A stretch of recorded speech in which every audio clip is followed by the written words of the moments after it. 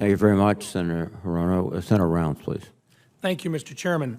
Good morning, General Saltzman, and thank you to you and your family for your years of service. Thank you. I most certainly appreciated the comments that you've made so far today, and I want to approach this from a little bit different angle, recognizing that we are in an unclassified environment.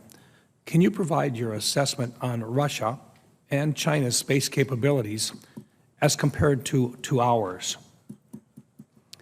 Yes, Senator. We are still the greatest spacefaring nation on the planet.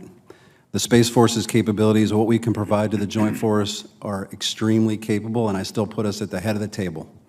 Unfortunately, our adversaries are investing heavily to close that gap and supersede us. I'm worried about the pace with which they are making those changes. China first amongst them, but Russia also committed to investing heavily in the kinds of capabilities that are going to disrupt, degrade, and even destroy our on-orbit capabilities. And so it's that pace of change and their commitment to disabling it that's most concerning to me, Senator. You know, if you take a look at the existing capabilities, I'm really curious because we've all seen what's happened in Ukraine. And yet, if Russia has capabilities in space that are good and perhaps advancing, how do we account for their repeated failures to provide relevant and timely information to strike Ukrainian forces on the ground? I'm certainly not in a position to comment on the Russian operational failures. I will tell you that we have learned some lessons watching that operation. It may be a little early to say complete lessons learned, but there are observations that are important. For example, the use of commercial space capabilities to augment military and national decision-making capabilities has proven to be effective for the Ukrainians. The disaggregated, proliferated nature of some of the constellations that they're using has shown a level of resilience to degradation attempts that I think is noteworthy. And then finally, I think we see how important it is to defend our cyber networks, because those cyber networks create vulnerabilities, if attacked, to actual space capabilities. And so when I look across what we're seeing in that Ukrainian theater, I see some important lessons that we should take to heart in terms of building our Space Force design. General, the new Advanced Battle Management System, or ABMS, will be a critical piece of our command and control on the battlefield. And I understand the reasoning behind moving away from JSTARS. In fact, I support moving away from JSTARS due to the survivability issues in a contested environment.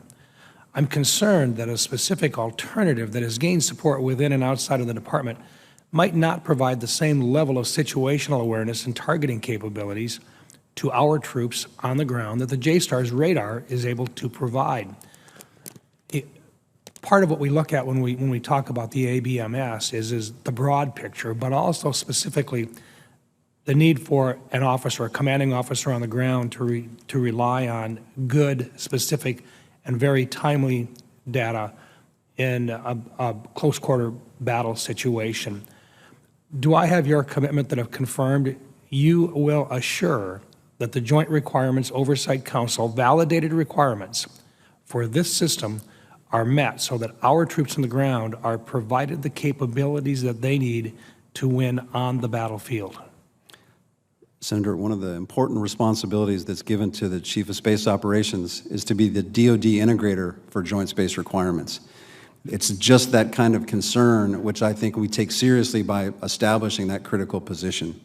And so as we evaluate the requirements, we have to take all the perspectives into account. That ground commander that has to make the final decision is one of those key inputs.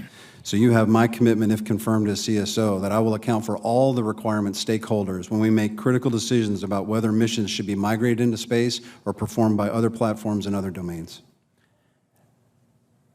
In Ukraine, Russia clearly has good space capabilities, and yet they're not able to implement them and to use them effectively.